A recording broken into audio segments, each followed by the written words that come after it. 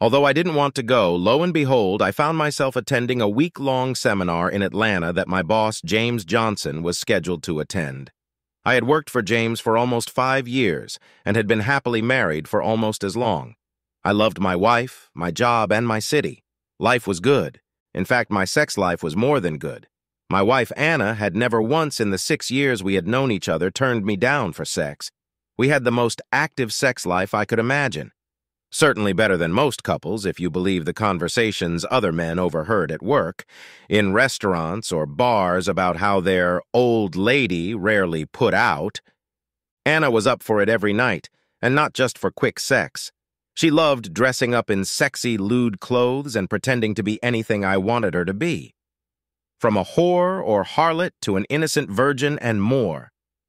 Role-playing was almost a daily occurrence. Sometimes we would role-play outside the safety of the house. Many times I hooked up with her in bars. We also played in restaurants and even on the streets. If you think that the initiator of these games was me, you are wrong. More often than not, Anna chose the role-play scenario herself. Her favorite scenarios were forced sex, bondage, and the role of a submissive little slut. The problem started when she talked about sharing her with another man. Role-playing with my wife really turned me on. I don't know why, but it did. The sad thing was that when they ended, I felt shame and guilt and realized that they should remain purely a fantasy. When each role-play ended, I made sure to let her know that it was very interesting, but never asked me to bring it to life. She seemed to agree. The conversations about other men continued for months. Anna even role-played my cheating on me. When I would come home, she would recount the details of her last fictitious encounter. This excited me indescribably, and we would passionately possess each other. Each time, however, I made it clear to her that while I enjoyed the role-playing, I could never do it for real. Just during a forced business trip, I received a text from an unknown number. "Your fantasy will come true this week." I replied, "Lol, I think you got the wrong number." "No, I didn't get the wrong number." "Check your mail, Roy," was the reply. I checked my mailbox using my laptop. Sure enough, I got an email from the unique address annaspleasure222@yahoo.com. The message read, "Notice the number 222. That's the number of the house on your street, isn't it? That's where I'm going to sleep with your wife. I plan to have her by Wednesday. You won't be home until Friday night, so she'll be really satisfied by the time you get back. Don't worry. I'll keep you updated throughout the week. I might even send some pictures for you to enjoy." The message in the letter shocked me, and I called Anna to ask what was going on. "Nothing is going on. I just got home from work and saw an empty house. What about you? Have you found a girlfriend in Atlanta yet?"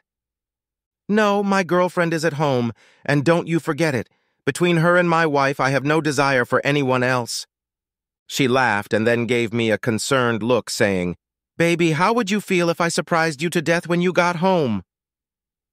Momentarily at a loss for words, I finally asked, "And how are you going to do that?"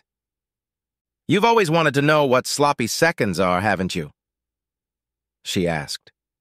My eyes widened and I managed to squeeze it out of me. "Honey, it was just role-playing. I hope you're not going to actually do it, aren't you?" Her voice became husky. "Why not?" She paused, then added, "Are you?" "Yes," she laughed. "Well, what do you say?" "Honey, I really don't want you to go any farther than role-playing and teasing. I'll never be able to separate you. You're mine alone. Ever since I read the letter, I've been terribly afraid that you're going to ruin our marriage." "What letter?" she asked. I explained, "I received a text message from an unknown number telling me that my fantasy was about to come true and to check my email account. I found an email I thought was from you, posing as a guy planning to fuck you." "No, I didn't send you any emails, but I like the idea. Maybe I should start," she teased. We talked some more. I promised that I would let her know if I got any more messages or letters. Not a minute after I hung up the phone, I received another message. The message read, "I hear you're hesitant, but don't worry, she may still need you after I'm done with her." I immediately went from concerned, confused, and excited to outright furious. Either Anna had slept with me and lied about the texts, or she had lied by defaulting to being alone. If Anna was with a guy, then she either lied by omitting his intentions, or she didn't know he was trying to seduce her. I sat there getting angrier and angrier. Eventually, I went into the conference but didn't pay attention to what was going on. That evening, back in my room, I was in a daze. Fearing what might happen at home, I was about to make a late-night call to my wife when I suddenly received a message from an unknown number. The message read, "Your wife will be busy tonight. We are going out. Wish me luck." He attached a picture of my wife in a sexy red dress to the message. I called the home number as planned, but after almost a dozen rings, there was no answer. Apparently, she wasn't home, so I called her cell phone, which went straight to voicemail. I didn't bother leaving a message. Almost 2 hours later, I received another text message. It read, "Second base," with an attached picture of my wife's dress pulled up to expose her breasts. She was sitting in someone else's car, judging from the interior, with a baseball field in the background.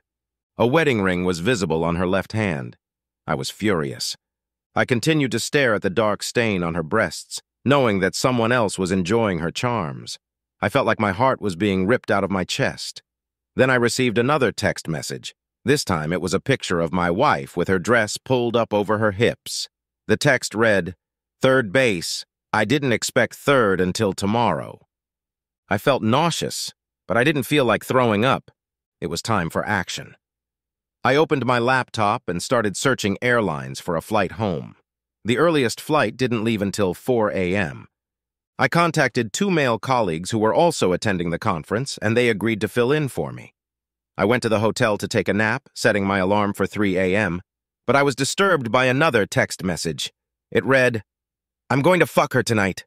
She's already told me she's more than willing. Don't worry, I'll take care of her." My heart was breaking. I started crying with impotent frustration, tears wetting my pillow. I put my phone on Do Not Disturb mode so it wouldn't wake me up until I had to get up at 3 in the morning. After a restless sleep, my alarm clock woke me up. I was dressed and ready to go in a matter of moments, having already showered and packed before bed. As I rode in the cab to the airport, I looked at my phone for the first time since waking up. There were numerous text messages from him. Most of them had pictures of my naked wife in various poses. One of the messages asked, "Are you upset knowing your wife is so well loved?" Responding to that message, I wrote, "Well, sad, let's just say that when I find you, you will be loved." The flight landed at 7 a.m. I ran to baggage claim to get my stuff. From there, I headed to the long-term parking lot to pick up my Harley-Davidson Softail. I secured my saddlebags, hopped on my bike, and rushed home as fast as legally possible. As I approached the top of the hill on my street, I stopped and turned off the engine. There was a familiar car in the driveway, but it didn't belong when I wasn't home. I turned on the camera on my phone, moved the Harley forward, reached the driveway, turned around, and stopped. Using the camera, I took several pictures of the car, including the license plates. Setting the camera to record, I pushed the start button on the motorcycle. I started the Harley's engine twice, as I did every time I started it. The exhaust roared loudly, letting me know I was home. The camera focused on my bedroom window. The curtains were pulled open, and standing in the window was my naked wife with an amazed expression on her face.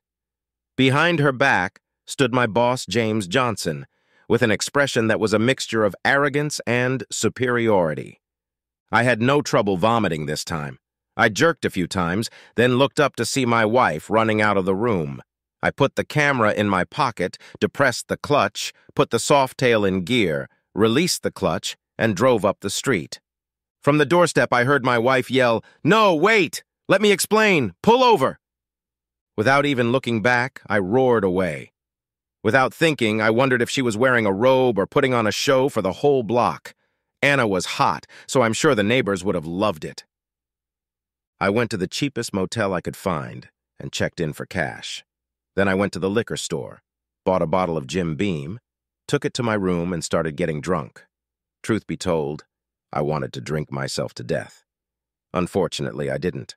When I woke up, or came to my senses, if you will, I turned on my phone and called my friend. I told him that I needed a good divorce lawyer, and knowing that he had just gone through a terribly painful divorce, I remembered him. He gave me the number of his ex-wife's lawyer, not his own. "You need a good lawyer, don't you?" he asked. I laughed. It was nice to know he hadn't lost his sense of humor. I managed to make an appointment for the next day, after which I drove to the office supply store. I bought a printer, good quality photo paper, and a few other necessities. Then I went back to my dingy motel room and began to put together a case against my wife and boss. I had them cold, but still needed to put it together. I printed out copies of emails and text messages I had received. My phone had a voice recorder so I could transcribe conversations or my wife's lies from our calls. After lining up everything I could, I got drunk again. When I woke up, I had time to clean up and head to my new attorney's office. First, I went to the bank and withdrew half the money from our joint savings account. We had our own checking accounts so that money was protected.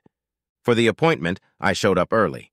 When I was finally ushered into the office, I noticed that although she came highly recommended, she didn't look impressive. I handed her my case documents, which she accepted with approval. She asked me a few questions, which I answered as accurately as possible, and then she walked over to one of the pictures I had taken of the house. "Is this the man?" she asked quickly. "Yes, that's him." She slammed the folder shut and jumped away from it.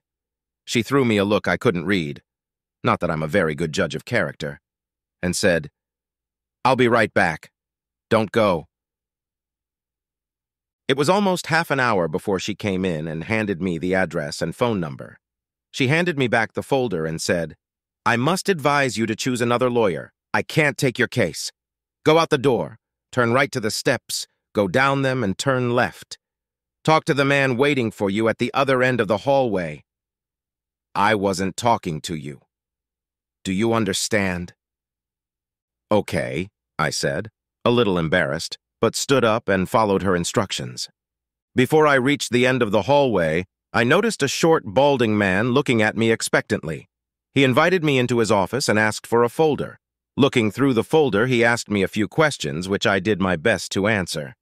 He took his time reading and sorting through the documents and photos in the folder. Finally, I asked, "How much will my divorce cost?" He smiled and said, "I will handle your divorce pro bono." He pulled a standardized form out of his desk drawer. He quickly wrote on it and then held it out to me across the desk. "Like I said, I can handle the divorce pro bono, but from the lawsuit I'm going to keep 45% plus costs. Sign here," I asked. "The lawsuit?"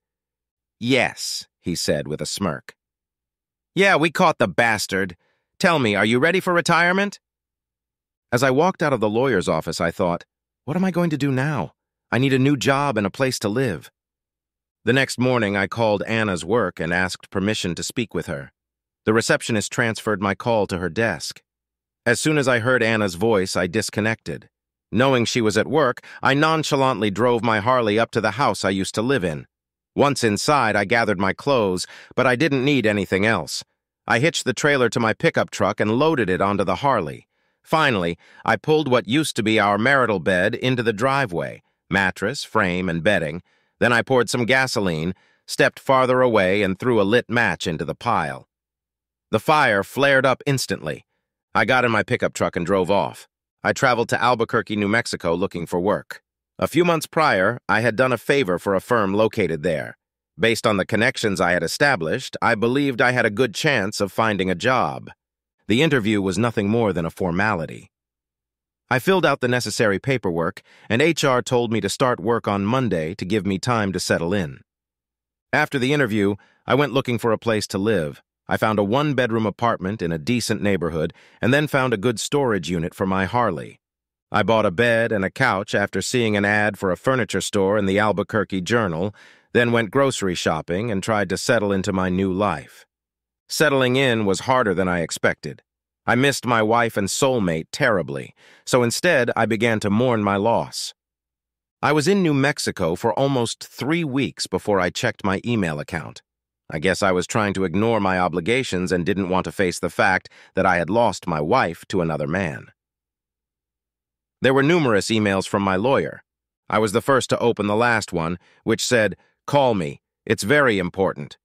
So I called on my new cell phone. "Blake and Cox Law Office," a friendly woman answered. "Yes, my name is Roy Belton." I received an email asking me to call Mr. Blake. I'll put you through, Mr. Belton. He's expecting your call. A few moments later, the lawyer got on the line. Roy, I was afraid I'd lost you. Where are you? I moved to Albuquerque, found a new job, and just moved into an apartment. Do you need my address? Yes, I do. Give it to my secretary when we're done. Look, Mr. Belton, your wife wants to meet you. What's more, she's expressly demanding it. When can you make it? Mr. Blake, I live in Albuquerque now. It would be very difficult for me to get to you. Can't you take care of that? Just tell her she's already made her choice. Well, I realize you've just started a new job and can't take personal leave yet. Tell you what, when is your next day off? I work Monday through Friday. What time do you leave work? Usually around 5. Okay, here's what we'll do. I'll contact your wife's attorney and we'll set up a day, time, and place to meet with you. I interrupted. I live in Albuquerque, New Mexico.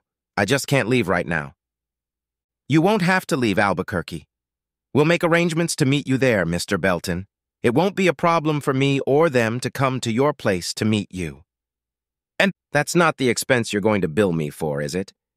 No, that expense will be paid by your former boss, Mr. Johnson. My stomach clenched at the thought of that son of a bitch. Why should he have to pay for this? I don't want to sit through a meeting with this son of a bitch who gloats about making me a cuckold and my wife belittling my manhood. Mr. Blake, I really don't need that kind of grief. I really don't want to have this meeting. Mr. Belton, I want to assure you that you are aware of this whole situation. Believe me when I say that Mr. Johnson is going to be the person being humiliated here, not you. I certainly wasn't convinced. He slept with my wife, in my bed, behind my back, and then gloated when I caught him. How can I be on top of this? You'll find out soon enough. Now that I have your number, I'll call you and let you know when we're there, Mr. Blake told me firmly. 2 days later, a large amount of mail was brought to my apartment, all from my attorney. I hadn't realized there was so much paperwork involved in a divorce. Personally, I thought divorce was just a waiting game. I tossed the letters into the corner of my office. Actually, I had set up my office in my bedroom and slept in the living room since I never had visitors. True to his word, Mr. Blake called and informed me that the meeting would be held in the banquet room of the Four Seasons at 6 o'clock on Saturday evening. Lunch would be provided if I wanted it, so there would be no need to prepare dinner. However, I really needed to prepare for the confrontation. Every time I thought of that meeting, I also remembered Johnson's superior grin as he arrogantly looked at me through my bedroom window. Finally, one of the longest weeks of my life came to an end. I set my alarm for 4 p.m. and settled into my apartment in anticipation of the evening's event. When the alarm rang, I freshened up and headed to the Four Seasons.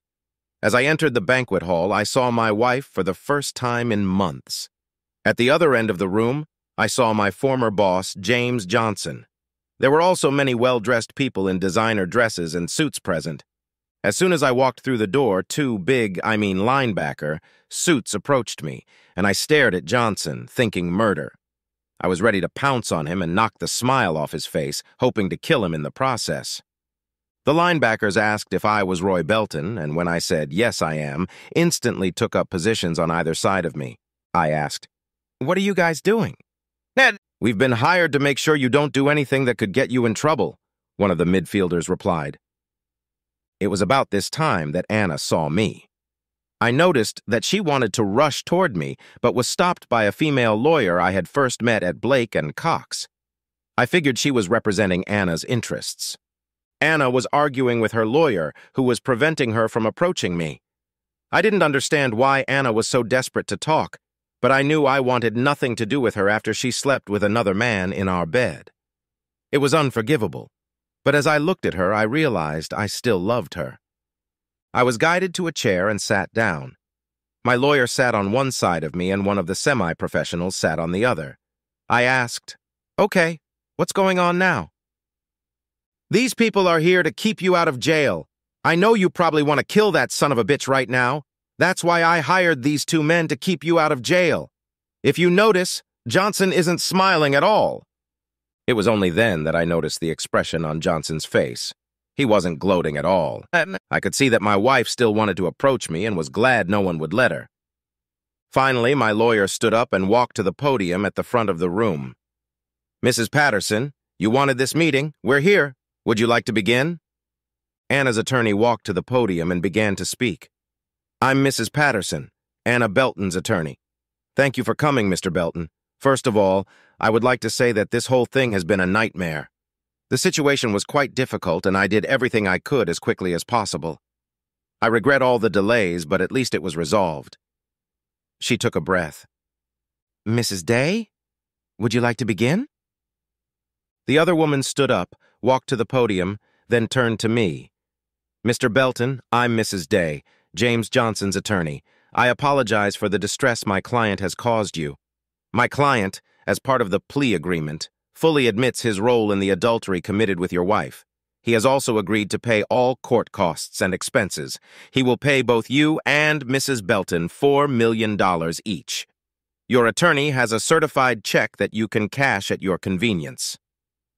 Mr. Belton, if I can advise you based on my personal experience, please keep an open mind while Mr. Johnson speaks. You will realize that your wife is not the only one to blame for this whole sad episode." She looked at Johnson and nodded. He nervously stepped up to the podium, then looked directly at me and spoke. "Roy, as part of the plea agreement with your attorneys and your wife, I have agreed to make this statement. I have also agreed to answer any questions you may have.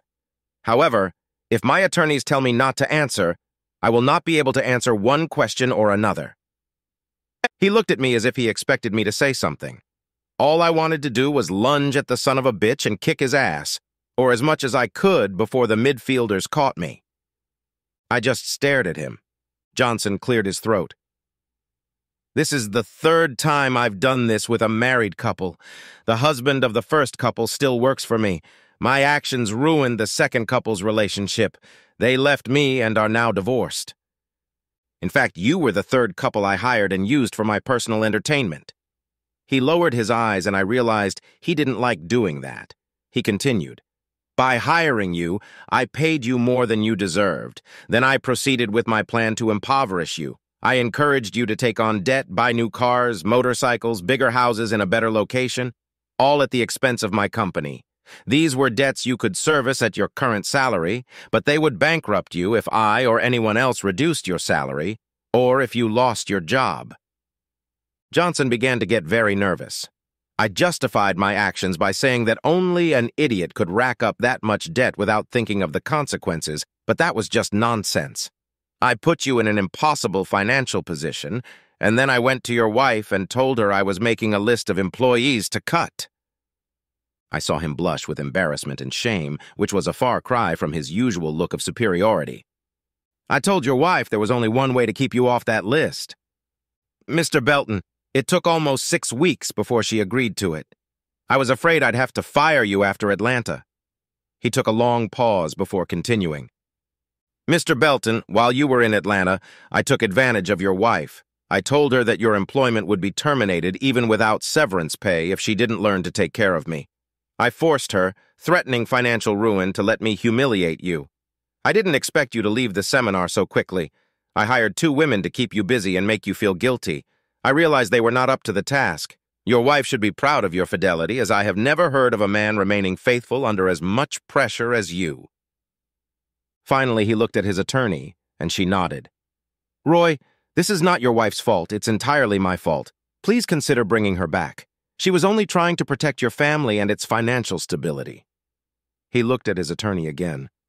"I'll answer any questions you have." I couldn't believe the audacity of this asshole's plan.